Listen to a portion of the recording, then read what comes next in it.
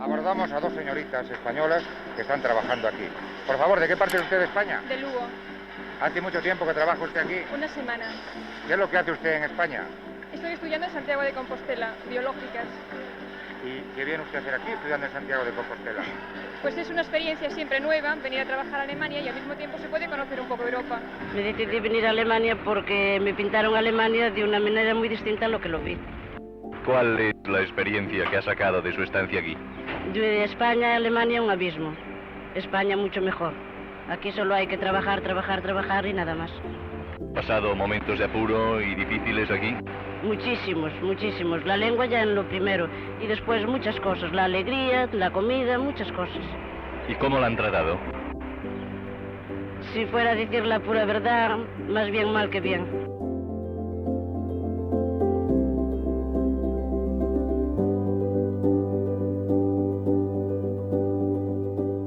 La migración española a América y Europa desde los siglos finales del XIX, principios del XX, nos hemos dado cuenta que las mujeres han estado invisibilizadas. Mucho de su trabajo, mucho de sus aportaciones a la casa, al empleo, al asociacionismo español, ha estado poco visibilizado y poco reconocido.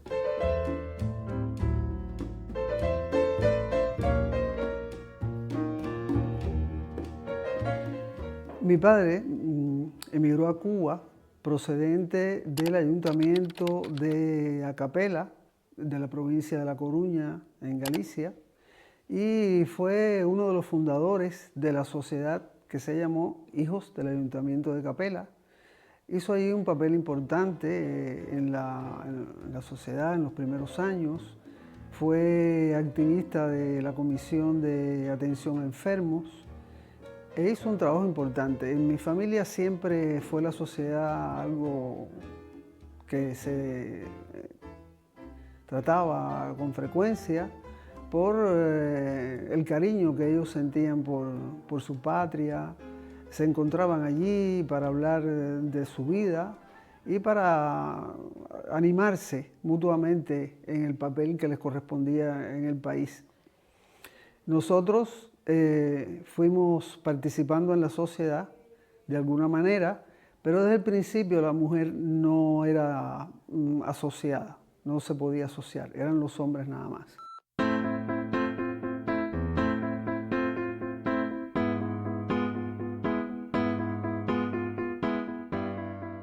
A los 19 años vengo para la Argentina. Primero viene mi hermana en el año 50, después mi hermano en el 53 y mi madre y yo en el 56. Pero yo cuando me casé no me conformaba con lo que yo sabía. Me parecía que tenía que prepararme un poco más. Y así fue como empecé a hacer la secundaria aún teniendo los hijos. Los cuidaba y estudiaba de noche. Cuando me recibo, lo que yo quería me gustaba mucho enfermería. Y así hago.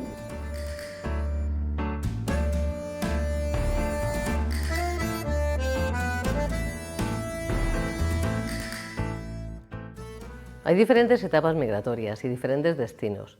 Cuando hablamos de la diáspora española, podemos distinguir primero la inmigración que fue hacia América, a lo largo del siglo XIX, principios del XX, hasta los años 60, que fueron principalmente a Argentina, fueron a Brasil, fueron a Uruguay, a Chile, para después ir a Venezuela. Lo que quiere hacer este proyecto simplemente es incorporarlas, poner el foco en la migración, sobre todo de españolas a América Latina, y en ese sentido, bueno, pues valorarla y encontrar en otros recursos un discurso mucho más amplio, integrador y que tenga esa recogida de testimonios, un plus y otra lectura también bienvenida en el siglo XXI.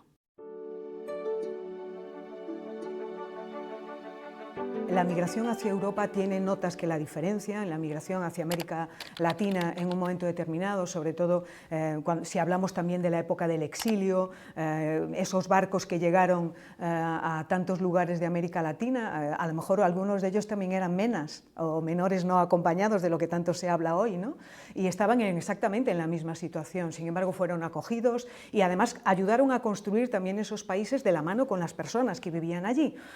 Quizás Europa fue una mirada que quizás mucho más al ámbito industrial, ¿no? A la participación en la génesis de la construcción de determinados sectores de actividad donde había más ligado a la producción industrial, al progreso que había en ese momento pues, en Francia, en Alemania, en Suiza.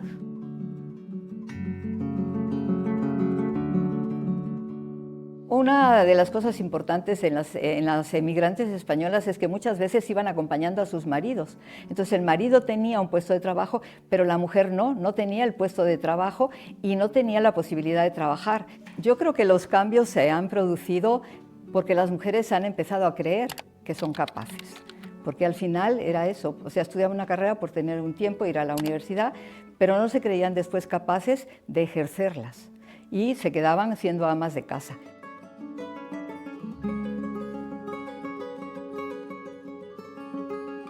La ausencia la presencia de las mujeres, o mejor dicho, la ausencia de las mujeres en lo que es la información de la emigración a Europa de los años finales de los 60 y 70 es evidentísima. De hecho, la primera vez que se habla de una huelga de mujeres españolas es en el periódico de la región. La huelga se produce en una fábrica de galletas de una ciudad alemana, en donde todas las empleadas eran españolas, y estas mujeres hacen la primera huelga. Y la primera vez que se hacen reportajes sobre la mujer en la emigración es en la región. Las instituciones españolas en el exterior han sido fundamentales para sostener la sociabilidad de los migrantes, pero también han sido las mujeres las que han estado en la sombra, participando en actividades, promoviendo ideas, sacando adelante un montón de actividades y de proyectos. Y es ahora cuando, a partir del 2000 en adelante, gracias a iniciativas como las del propio gobierno español, que ha favorecido la paridad en los cuadros de liderazgo ejecutivos de estas asociaciones, las empezamos a ver y empezamos a ver sus proyectos. Después me dediqué mucho a los jubilados y pensionados de la República Argentina españoles, donde, de esto te estoy hablando aproximadamente unos 50 años atrás, porque solamente el que es emigrante puede saber lo que es la inmigración. Me llamaron, me pidieron colaboración porque tenía problemas la directiva y acudí como si fuera un mandato de mi padre que me llamaba. Y así empecé y fui desarrollándome en la directiva en todos los cargos hasta que llegué a ser la presidenta. Y después, en el año 2015, por cambios que hubo en la ley de galleguidad, pues se nos pidió que nos agrupáramos. Y también en esa agrupación pues fui electa presidenta de la agrupación de 35 sociedades de municipios y parroquias de Galicia, y ahí desempeño un papel importante.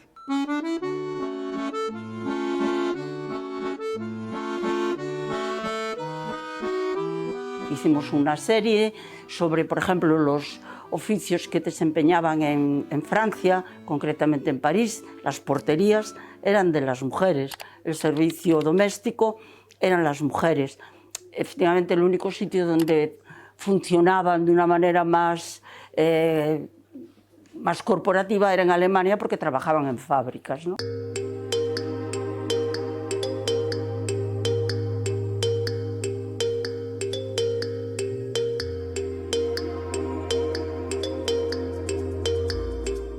Y en estas migraciones, tanto las que fueron a América como las que han ido a Europa, la mujer acompaña al marido.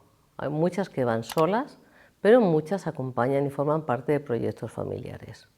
Las nuevas olas migratorias, las de los años 2000 en adelante, son proyectos de mujeres jóvenes, mujeres universitarias, que toman la iniciativa a partir de nichos ocupacionales y empleos que ven fácilmente a través de los mercados de trabajo y a través de sus contactos facilita la posibilidad de que vayan a trabajar ellas.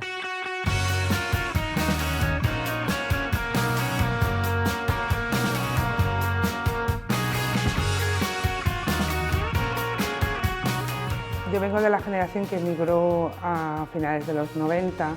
Es una emigración mayoritariamente de mujeres.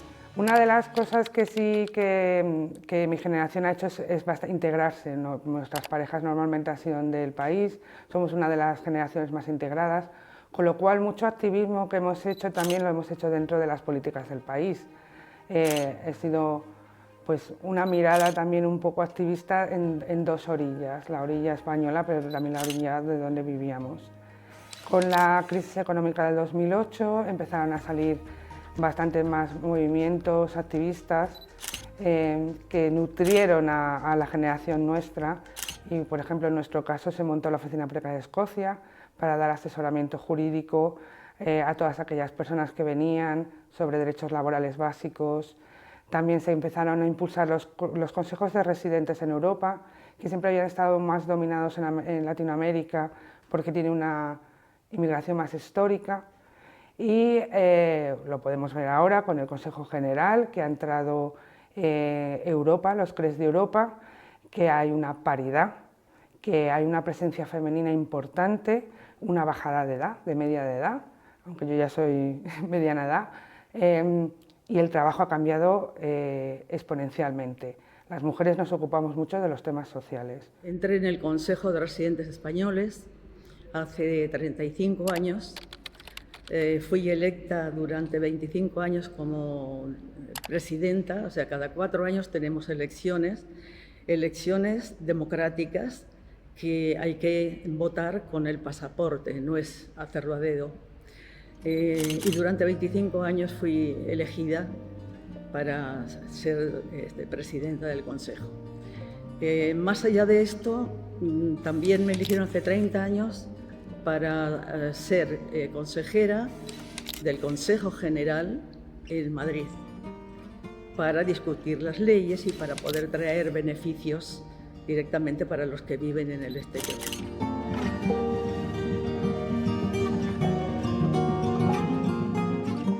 La problemática de cada uno es muy peculiar. En los países hay algunos problemas de convalidación de títulos cuando trabajamos en el extranjero.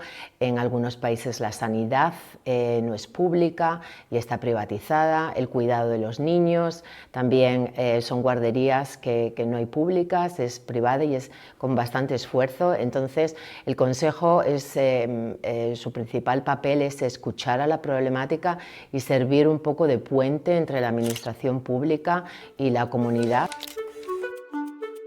Las aulas AOCE son las aulas de enseñanza española en el exterior, pertenece al Ministerio de Educación y nuestros niños desde que tienen la edad de 7 años hasta que tienen la edad de 17 años pues van a clases, es 1 hora y media a la semana y luego hacen también deberes particulares. Creo que es la visibilidad la que importa, es que hay un órgano colegiado que representa a los más de 3 millones que vivimos en el exterior y que nosotros también pertenecemos a este país. El Consejo General de la Ciudadanía Española en el Exterior es el órgano de participación representativo que tiene pues, todas las personas españoles y españolas que vivimos fuera del país. Es un órgano consultivo y asesor que está adscrito al Ministerio de Inclusión, Seguridad Social y Migraciones a través de la Secretaría de Estado de Migraciones.